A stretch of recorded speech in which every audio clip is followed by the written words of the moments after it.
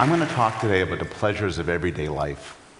But I want to begin with a story of an unusual and terrible man. This is Hermann Goering. Goering was Hitler's second-in-command in World War II, his designated successor. And like Hitler, Goering fancied himself a collector of art. He went through Europe, through World War II, stealing, extorting, and occasionally buying various paintings for his collection. And what he really wanted was something by Vermeer. Hitler had 2 of them, and he didn't have any. So he finally found an art dealer, a Dutch art dealer named Han van Meegeren, who sold him a wonderful Vermeer for the cost of what would now be $10 million. And it was his favorite artwork ever. World War II came to an end, and Goering was captured, tried at Nuremberg, and ultimately sentenced to death.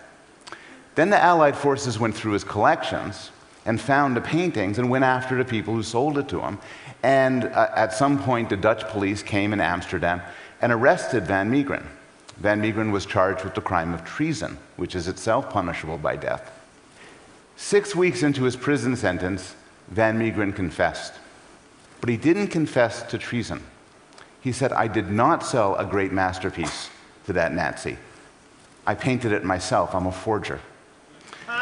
Nobody believed him, and he said, "I'll prove it. Bring me a canvas and some paint, and I will paint a Vermeer much better than I sold that disgusting Nazi. I also need alcohol and morphine, because it's the only way I can work." So they brought him in. He painted a beautiful Vermeer, and then the charges of treason were dropped. He had a lesser charge of forgery, got a year sentence, and died a hero to the Dutch people. There's a lot more to be said about Van Meegeren, but I want to turn now to Goering, who's pictured here being interrogated at Nuremberg. Now, Goering was, by all accounts, a terrible man. Even for a Nazi, he was a terrible man. His American interrogators described him as an amicable psychopath. But you could feel sympathy for the reaction he had when he was told that his favorite painting was actually a forgery. According to his biographer, he looked as if for the first time he had discovered there was evil in the world. And he killed himself soon afterwards. He had discovered, after all, that the painting he thought was this was actually that. It looked the same, but it had a different origin. It was a different artwork. It wasn't just him who was in for a shock. Once Van Meegeren was on trial, he couldn't stop talking. And he boasted about all the great masterpieces that he himself had painted that were attributed to other artists. In particular, the Supper at Emmaus, which was viewed as Vermeer's finest masterpiece, his best work. People would come all over the world to see it. Was actually a forgery. It was not that painting, but that painting. And when that was discovered, it lost all its value and was taken away from the museum. Why does this matter? I'm a psychologist. Why do origins matter so much? Why do we respond so much to our knowledge of where something comes from? Well, there's an answer that many people would give. Many sociologists, like Veblen and Wolff, would argue that the reason why we take origins so seriously is because we're snobs, because we're focused on status. Among other things, if you want to show off how rich you are, how powerful you are, it's always better to own an original than a forgery, because there's always going to be fewer originals than forgeries. I don't doubt that that plays some role, but what I want to convince you today is that there's something else going on. I want to convince you that humans are, to some extent, natural-born essentialists. What I mean by this is we don't just respond to things as we see them or feel them or hear them. Rather, our response is conditioned on our beliefs about what they really are, where they came from, what they're made of, what their hidden nature is. I want to suggest that this is true not just for how we think about things, but how we react to things.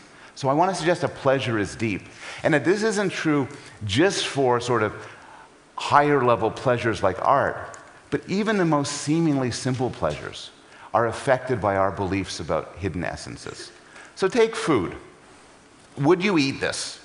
Well, a good answer is it depends. What is it?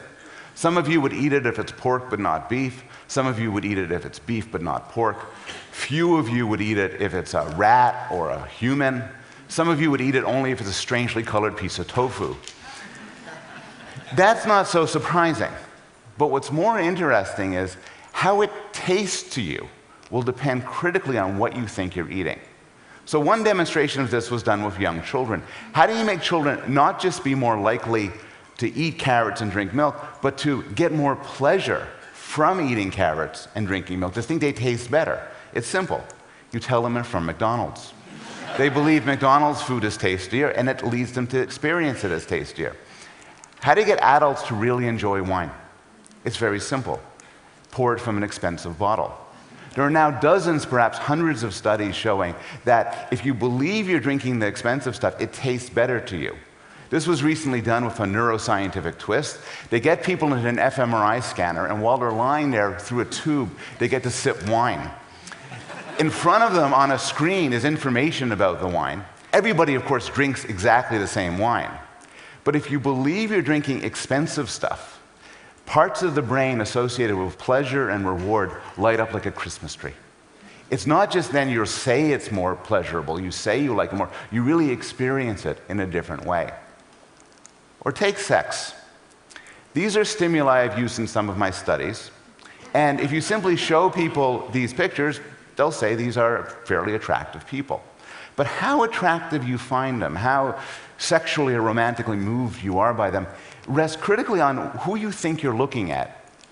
You probably think the picture on the left is male, the one on the right is female. If that belief turns out to be mistaken, it will make a difference. It will make a difference if they turn out to be much younger or much older than you think they are. It may make a difference if you were to discover that the person you're looking at with lust is actually a disguised version of your son or daughter, your mother or father. Knowing somebody's your kin typically kills the libido. Maybe one of the most heartening findings from the psychology of pleasure is there's more to looking good than your physical appearance. If you like somebody, they look better to you. This is why spouses in happy marriages tend to think that their husband or wife looks much better than anyone else thinks that they do. A particularly dramatic example of this comes from a neurological disorder known as Capgras syndrome. So Capgras syndrome is a disorder where you get a specific delusion. Sufferers of Capgras syndrome believe that the people they love most in the world have been replaced by perfect duplicates. Now, often the result of Capgras syndrome is tragic. People have murdered those that they love, believing that they were murdering an imposter. But there's at least one case where Capgras syndrome had a happy ending. This was reported in 1931. Research described a woman with Capgras syndrome who complained about her poorly endowed and sexually inadequate lover. But that was before she got Capgras syndrome. After she got it, she was happy to report that she has discovered he possessed a double who was rich, virile, handsome, and aristocratic. Of course, it was the same man, but she was seeing him in different ways. As a third example, consider consumer products. So one reason why you might like something is its utility. You can put shoes on your feet, you can play golf with golf clubs, and chewed up bubblegum doesn't do anything at all for you. But each of these three objects has value above and beyond what it can do for you based on its history. The golf clubs were owned by John F. Kennedy and sold for $750,000 at auction. The bubblegum was chewed up by pop star Britney Spears and sold for several hundreds of dollars. And in fact, there's a thriving market in the partially eaten food of beloved people. The shoes are perhaps the most valuable of all. According to an unconfirmed report, a Saudi millionaire offered $10 million for this pair of shoes. They were the ones thrown at George Bush at an Iraqi press conference several years ago. Now, this attraction to objects doesn't just work for celebrity objects. Each one of us, most people, have something in their life that's literally irreplaceable, in that it has value because of its history. Maybe your wedding ring, maybe your child's baby shoes, so that if it was lost, you couldn't get it back. You could get something that looked like it or felt like it, but you couldn't get the same object back. With my colleagues, George Newman and Gil Diesendruck, we've looked to see what sort of factors, what sort of history matters for the objects that people like.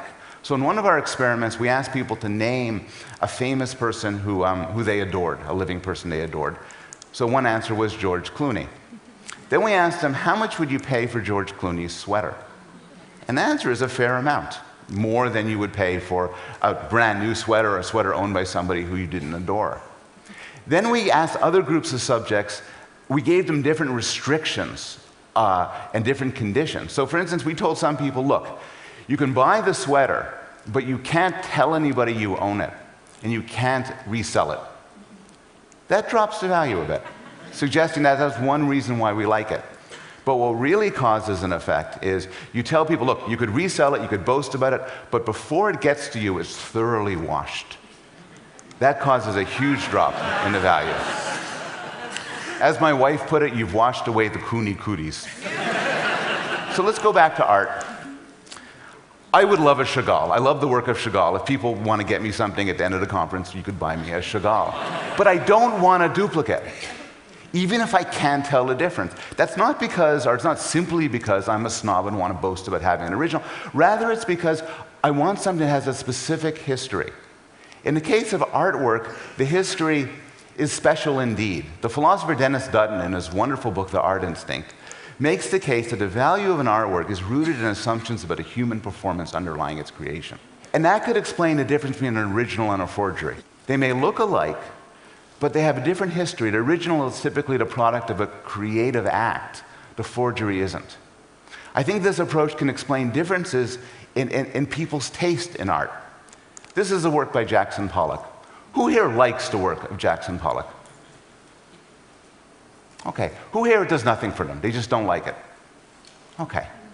I'm not going to make a claim about who's right, but I will make an empirical claim about people's intuitions, which is that if you like the work of Jackson Pollock, you'll tend more so than the people who don't like it to believe that these works are difficult to create, that they require a lot of time and energy and creative energy.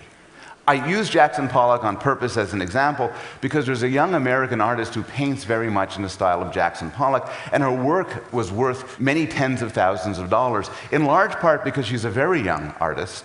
This is Marla Olmsted, who did most of her work when she was 3 years old. The interesting point about Marla Olmsted is her family made the mistake of inviting the television program 60 Minutes 2 into their house to film her painting, and they then reported that her father was coaching her. When this came out on television, the value of her art dropped to nothing. It was the same art physically, but the history had changed. I've been focusing now on the visual arts, but I want to give two examples from music. This is Joshua Bell, a very famous violinist, and the Washington Post reporter Gene Weingarten decided to enlist him for an audacious experiment. The question is, how much would people like Joshua Bell, the music of Joshua Bell, if they didn't know they were listening to Joshua Bell? So he got Joshua Bell to take his $1 million violin down to a Washington, D.C. subway station and stand in the corner and see how much money he would make. And here's a brief clip of this.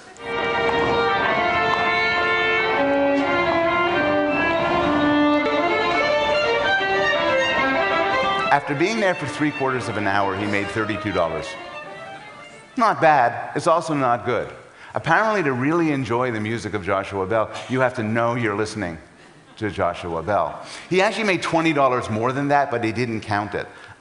Because this woman comes up, you see her at the end of the video, she comes up, she had heard him at the Library of Congress a few weeks before at this extravagant black tie affair, so she's stunned that he's standing in a subway station. And so she's struck with pity. She reaches into her purse and hands him a 20. The second example from music is from John Cage's modernist composition, 4 minutes, 33 seconds. As many of you know, this is a composition where the pianist sits at a bench, opens up the piano, and sits and does nothing for 4 minutes and 33 seconds, that period of silence. And people have different views on this, but what I want to point out is you can buy this from iTunes. For $1.99, you could listen to that silence, which is different than other forms of silence. Now, I've been talking so far about pleasure, but what I want to suggest is the same, everything I've said applies as well to pain. And how you think about what you're experiencing, your beliefs about the essence of it, affect how it hurts. One lovely experiment was done by Kurt Gray and Dan Wegner. What they did was they hooked up Harvard undergraduates to an electric shock machine, and they gave them a series of painful electric shocks. So there's a series of 5 painful shocks. Half of them are told that they're being given the shocks by somebody in another room. But the person in the other room doesn't know they're giving them shocks. There's no malevolent intent, they're just pressing a button. The first shock is recorded as very painful. The second shock feels less painful because you get a bit used to it. The third drops to 4th and the 5th. The pain gets less. In the other condition, they're told that the person in the next room is shocking them on purpose, knows they're shocking them. The first shock hurts like hell. The second shock hurts just as much, and the third, and the fourth, and the fifth. It hurts more if you believe somebody is doing it to you on purpose. The most extreme example of this is that in some cases, pain under the right circumstances can transform into pleasure.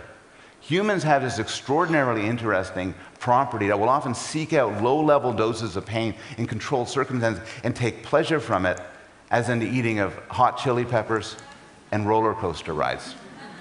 The point was nicely summarized by the poet John Milton, who wrote, "The mind is its own place, and in itself can make a heaven of hell, a hell of heaven." And I'll end with that. Thank you.